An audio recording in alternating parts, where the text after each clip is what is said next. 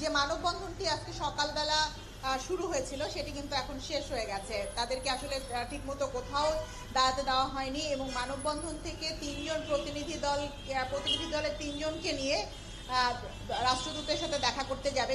এখানে যে থানা রয়েছে গুলশানে ডিপ্লোম্যাটিক এরিয়ার, তার যাওয়ার কথা ছিল, কিন্তু যেটি দূতাবাসের পক্ষ থেকে বলা হয়েছে যে যেহেতু মানববন্ধনটি ইতিমধ্যে হয়ে গেছে এবং যেহেতু অনলাইনে তারা জানিয়েছে যুক্ত সম্ভব পাসপোর্টগুলো দেওয়া হবে, সেহেতু তারা আর কারোর সাথে কথা বলবে না। অর্থাৎ এই মুহূর্তে মানববন্ধনটিও এখানে নেই এবং কর্তৃপক্ষের কাছ থেকেও কোনো ধরনের রেসপন্স পাওয়া যাচ্ছে না।